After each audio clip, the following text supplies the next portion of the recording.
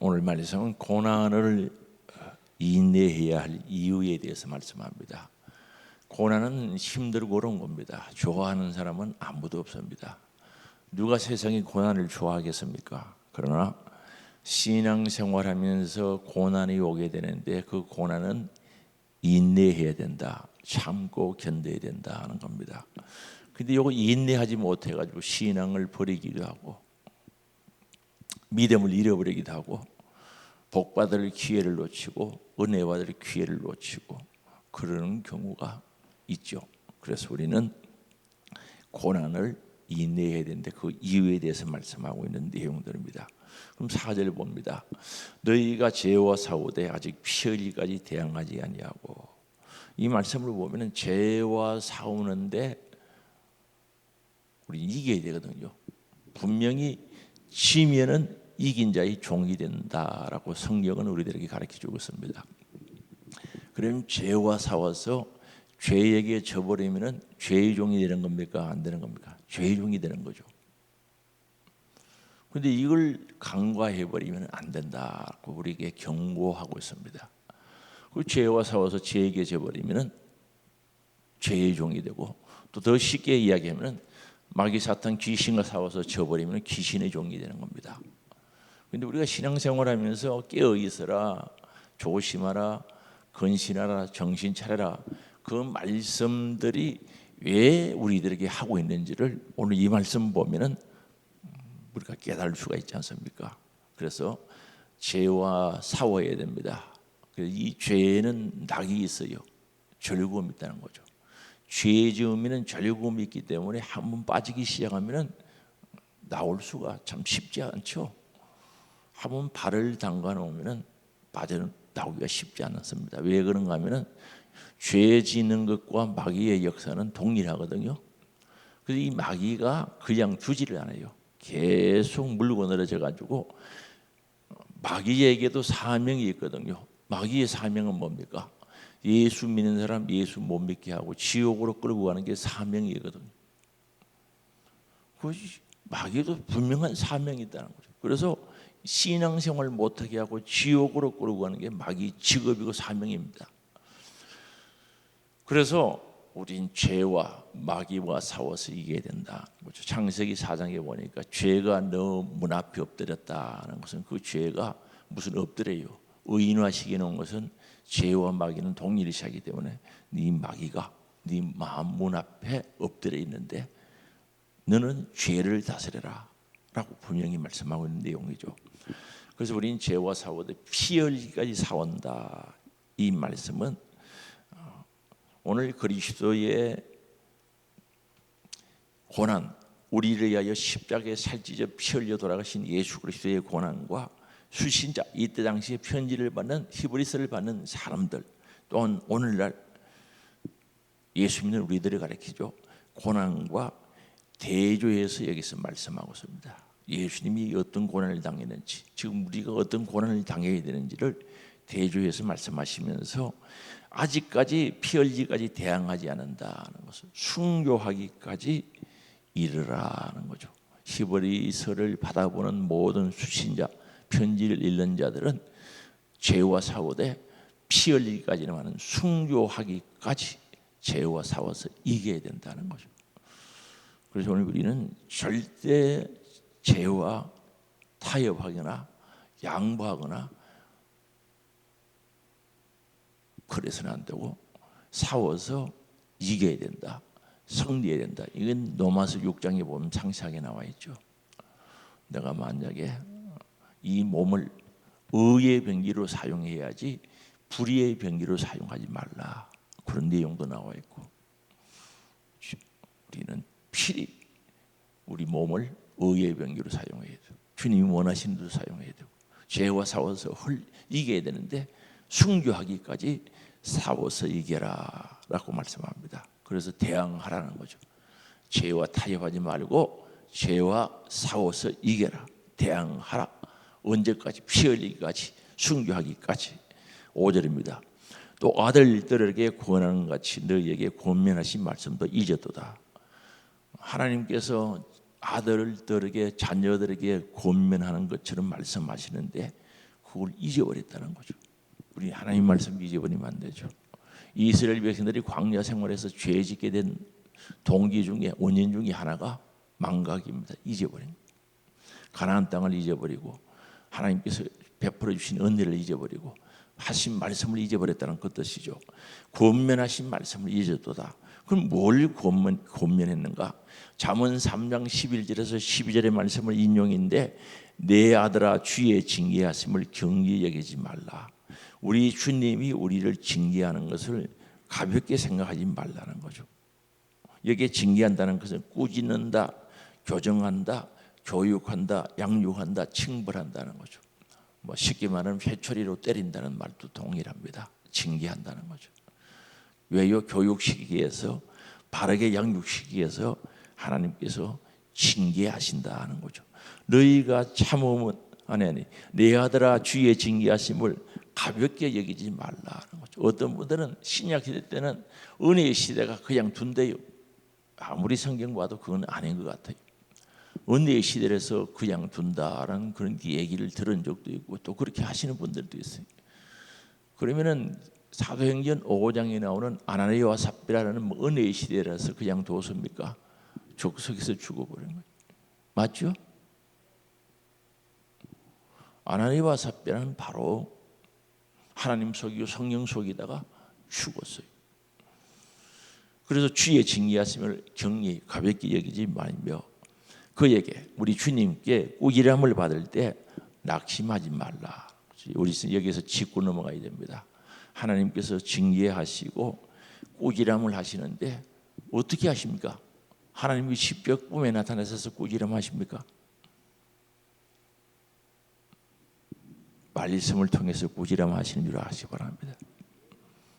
말씀을 통해서 하는 거예요. 그래서 우리가 이거 이해가 안 되면은 잘 몰라요. 하나님 말씀을 통해서 꾸지람하는데 그 경히 여기지 말라, 가볍게 생각하지 말라. 근데 가볍게 생각하기 쉽죠. 들을 때 또 기분 나쁘게 생각할 수도 있어요. 조심해야 됩니다. 그래서 경히 여기지 말라. 꾸지람 받을 때 낙심하지 말라.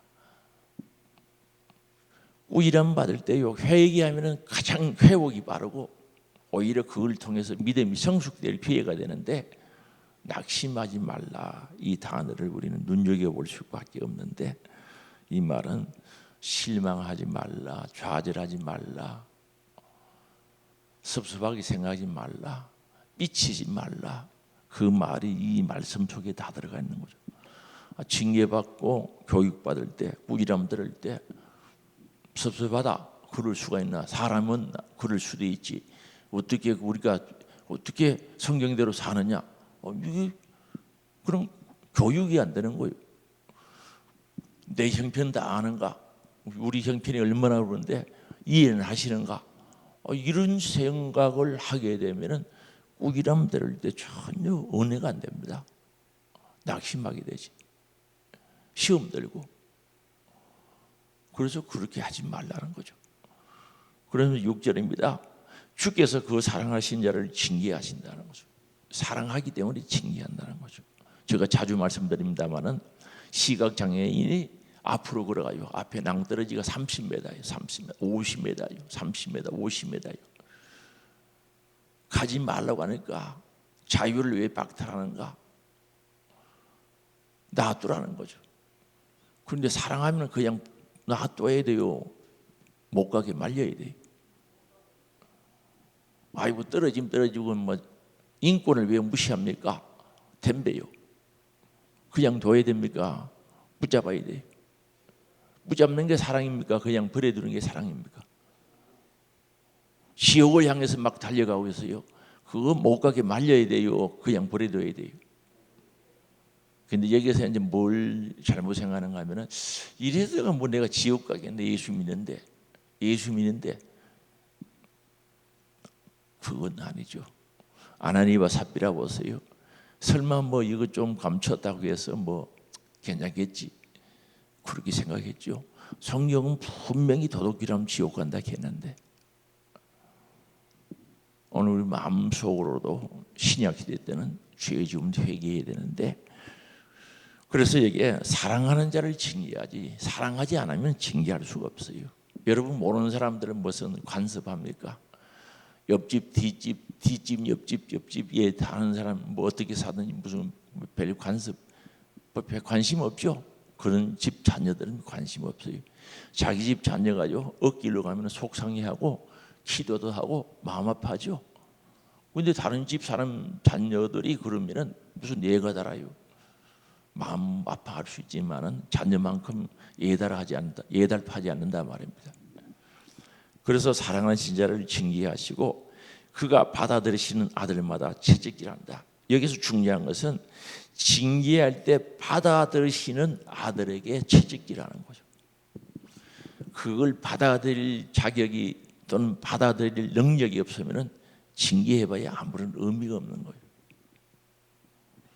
그래서 이렇게 하면 안 됩니다. 이렇게 삽시다. 이렇게 살아야 주님 복 받습니다. 했을 때 받아들여야 징계하면서 가르치는 거예요. 안 받아들이는데 뭐 가르쳐봐야 마음만 원수되지 아무 의미가 없는 거예요. 솔직히 제가 말씀드리면 어떤 데는 얘기해 주고 싶을 때가 더러더러 있어요. 그런데 기도하면서 고민을 해요. 했을 때 받아들일까 받아들이지 아니할까. 안 받아들인다고 생각하면 안 해요.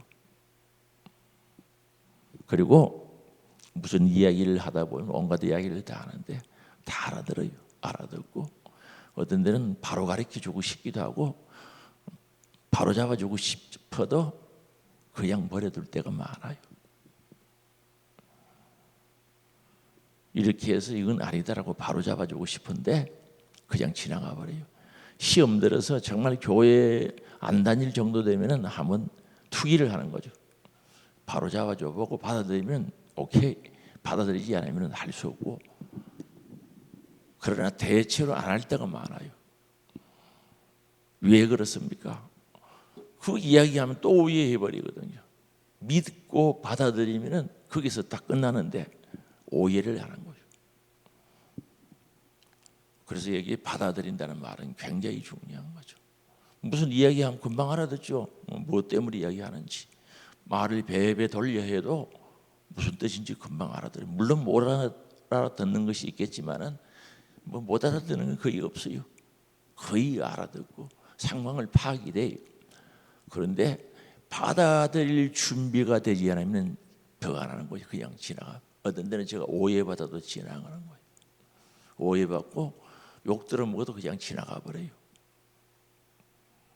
정말 잘못 알고 있는 것도 지나가 버려요. 왜 그럽니까? 상대가 받아들일 준비를 하지 아니하면은 해봐야 바른 말, 좋은 말 해봐야 정직한 말, 진실한 말을 해봐야 받아들이지 못하기 때문에 그런 겁니다. 저나 여러분이나 하나님의 말씀을 듣고 받아들일 수 있는 게 복인 줄 아시기 바랍니다. 그게 복이고 그게 은혜입니다. 그래서 이렇게 받아들일 때 단계가 더 들어가는 거죠. 어떻게 들어갑니까? 그는 아들마다 채찍질한다. 채찍질은 아프죠. 하였으니 7절 너희가 참으면 징계받기 이함이라. 그럴 때 참아야 된다는 거죠. 아프기 때문에, 징계는 아프기 때문에, 고통이 오기 때문에 인내해야 된다는 겁니다. 왜? 하나님이 아들과 같이 너희를 대우하시나니, 아들과 같이 대우해 주시기 때문에 징계를 하거든요. 아들이 아니라고 생각하면 징계를 안 해요. 버려두는 겁니다. 아들같이 너희를 대우해 주시는 겁니다. 징계가. 그게 사랑입니다. 하나님의 공의 속에 있는 사랑이 그렇게 나타나는 겁니다. 그래서 대우하시나니 어찌 아버지가 징계하지 않은 아들이 있으리요. 진짜 좋은 아버지, 친아버지, 정말 자식을 사랑하는 아버지라고 하면은 잘못된 길로 가면은 불러다가 교육시키고 징계해서라도 바르게 가게 해야 돼요, 안 해야 돼요? 해야 돼요. 하나님과의 우리의 관계 속에도 그렇다는 겁니다. 하나님과의 관계 속에서도 징계해서라도 천국으로 데리고 가고 싶은 거예요. 천국이 분명히 있지 않습니까? 지옥이 있고, 하나님은 우리를 사랑하게 되면 친아들이 되면은 꾸중하고 징계해서라도 천국으로 인도해 가려고 한단 말입니다. 그래서 아들 대접을 해준다는 거죠. 아들, 딸 대접을 받는 은혜가 있기를 원합니다. 그래서 8절에 징계는 다 받는 것이거늘 너희에게 없으면 사생자요 친아들이 아니다. 아니 잘못된 길로 가고 하나님을 대적하고 하나님과 원수가 되어가는데도 징계가 없으면 그게 친아들 같으면 그렇게 하겠어요? 사생자라는 거죠. 친아들이 아니다는 거죠. 사생자는 무슨 뜻인지 아시죠? 친아들이 아니다는 거죠. 버려둔 것. 그런데 이것이 징계는 사람들에게 동일하지는 않는 것 같더라고요. 제가 들은 얘기고 경험한 얘기입니다. 이거는 어떤 사람에게는 작은 것을 잘못해서도 큰 징계가 따르고 어떤 분들에게는 큰 잘못이 있어도 큰 징계가 안 따르는 경우가 있을 수 있다는 거죠. 윤석정 목사님 전에 제가 말씀드렸는데 몇 년 전에 아파가지고 굉장히 고생 많이 하셨습니다. 제가 알고 있기로는 설교를 한 2번 정도 못 하신 걸로 알고 있습니다. 그럼 왜 그러느냐? 목사님 간증하는 얘기를 들었는데 그 운전하시는 그 집사님이 그때 당시도 60훨씬 넘었어요. 집사님이 목사님께 전화를 한 거죠. 목사님, 이건 꼭 말씀드려야 될 것 같아서 제가 전화를 했습니다. 그래서 목사님 말씀하라 그랬대요. 뭔지 말씀해. 이걸 꼭 말씀드려야 될 것 같고 목사님이 알아야 될 것 같아서 전화드렸습니다. 그러면 목사님이 그 무슨 내용인지 이야기하라고 하니까 이건 절대 하지 마라 그랬는데 하면 안 될 것 같습니다. 아니 하라 그래 한다고 그럼 전화 왜 하냐고 그러니까 알아서 해야 될 것 같습니다. 그래서 한 30번을 그 얘기 반복했대요. 알아서 해야 될 것 같아서 전화했다. 그럼 그 내용을 이야기해 보라 그러니까 이건 또 목사님께 말씀드리면 안 될 것 같아서 못 드리겠습니다. 그 반복을 30분 좀 하니까 사람이 화가 났던가 봐요. 그래서 전화기를 막팍 늘어버렸던가 봐요. 사람 여러분 화나죠. 그렇죠? 한 30분 이상 반복된 말, 그 2가지 말로 왔다 갔다 하는 빵. 그로부터 서서히 아프기 시작한 게 몇 년 갔어요. 지금도 그 후유증이 있는 거예요. 그래서 이제 여기가 탈났거든요. 밥도 못 잡수시고 완전히 돌아가실 수밖에 없는 상황이에요. 그래서 이제 기도를 하는 거죠. 예절하게 기도하니까 하나님께서 가르쳐 주신 거예요. 혈기입을 해서 그렇다고. 그때부터 회개를 하는데 이런 생각도 들더랍니다. 똑같은 사람입니다.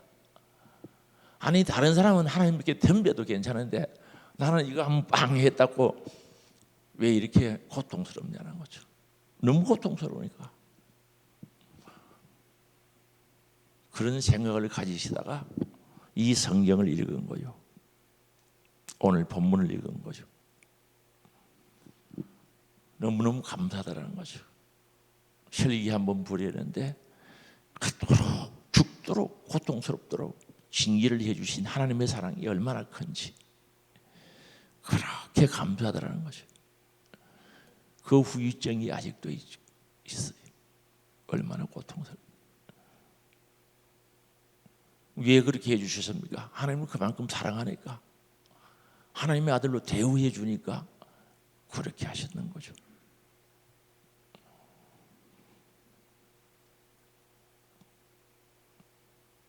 그래서 하나님이 나를 친아들로 대우해 줄 때 정말로 사랑하는 아들로 대우해 주구나. 그렇게 고통 중에 감사했다는 거 아닙니까? 제가 간증 몇 번 들었어요.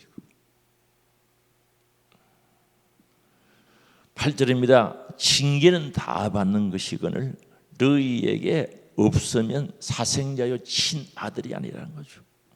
9절입니다. 또 우리 육신의 아버지가 우리를 징계하여도 공경하였거든. 육신의 아버지도 우리를 징계하죠. 하물며 영의 아버지께 더욱 복종해야 되지 않겠냐는 거죠. 영의 아버지께 더욱더 복종해야 돼. 영의 아버지, 우리 살아계신 하나님의 아버지를 이야기합니다. 육의 아버지도 징계하면 복종해야 되는데 하물며 영의 아버지께 더 복종해야 되지 않겠는가?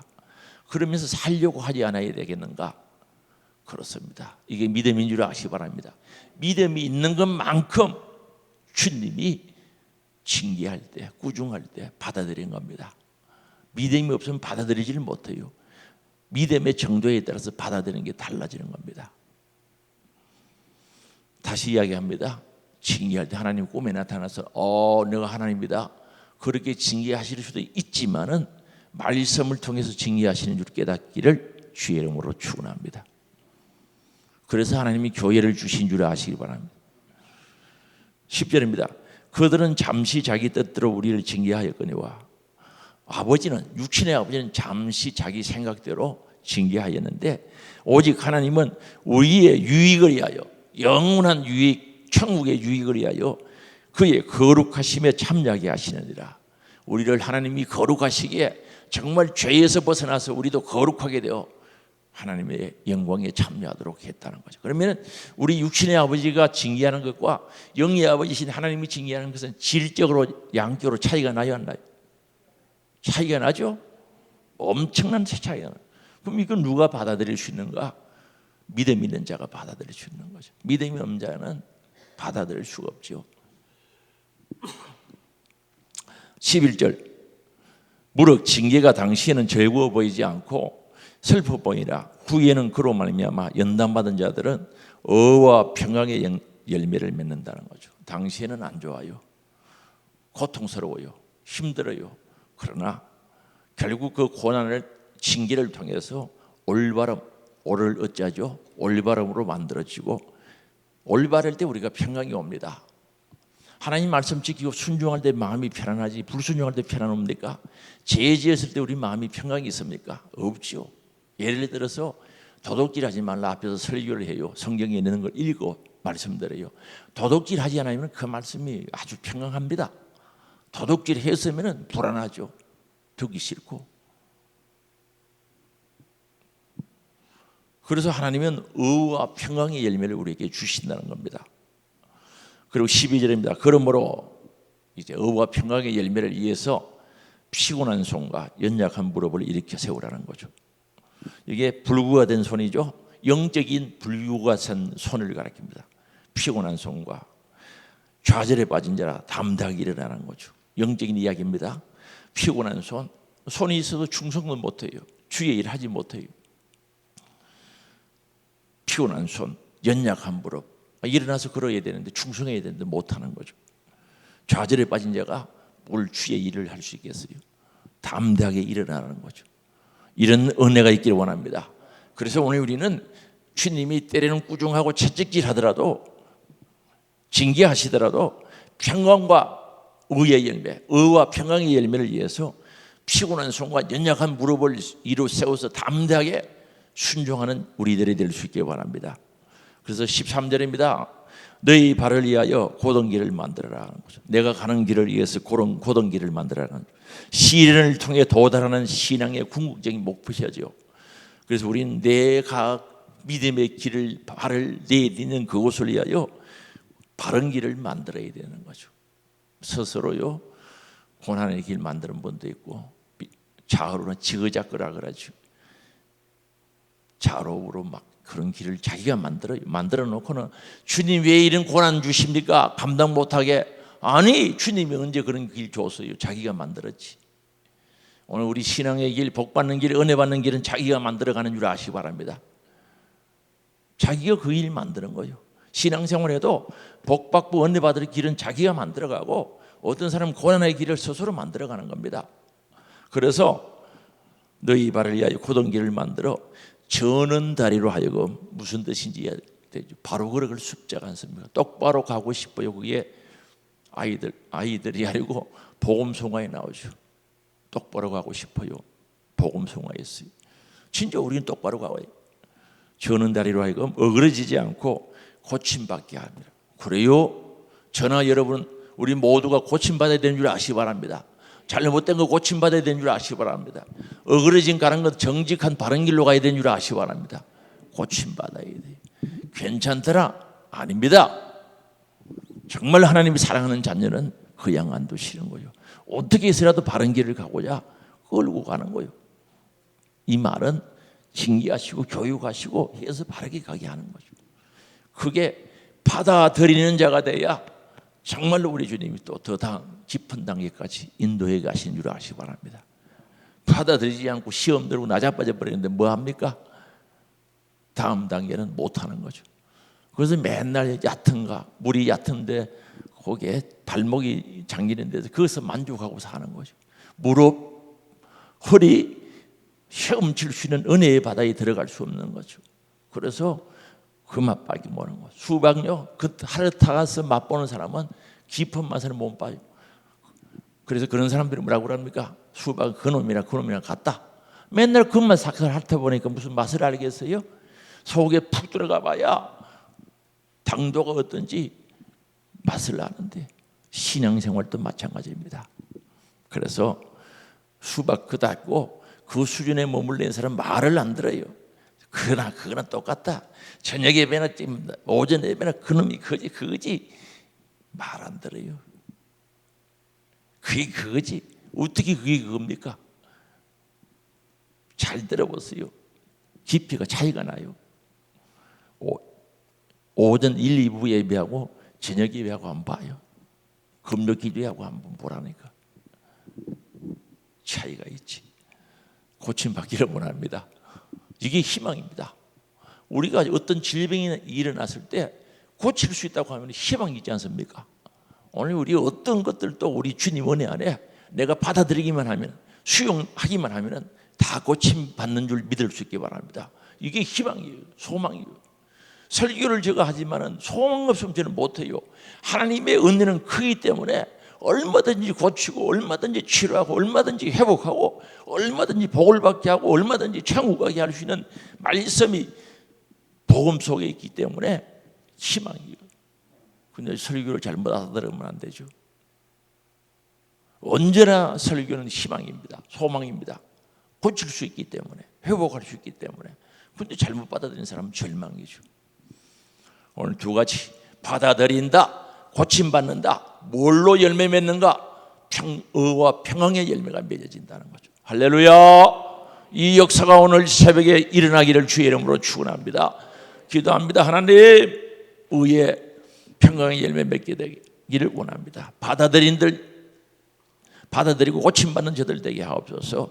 육신의 질병으로 고난당한 자를 치료하사 강건케 하시고 성립케 하옵소서. 오늘도 주 앞에 11조로 구해야 됩니다. 하늘 창고 채웁니다. 가정 창고 채우시고 주님이 영육간에 복 주시고 건물이 찢어지지 않게 하시고 여호와의 은혜가 함께 하옵소서. 오늘도 1,000번 감사 올려드립니다. 주님 받으시고 담겨져 있는 기도의 제목 읽으시고 보셔서 응답하시고 역사하시고 이루어지게 하시고 열매 맺게 하시고 복되게 하시고 하늘의 신령한 복당의 기름진 복으로 채우시고 영육간에 강건하게 하옵소서. 사용되는 곳에 복음의 역사를 나게 하시고 하나님 영광 드러나게 하옵소서. 예수님의 이름으로 기도드리옵나이다. 아멘. 주여 한번 부르고 같이 기도합니다. 주여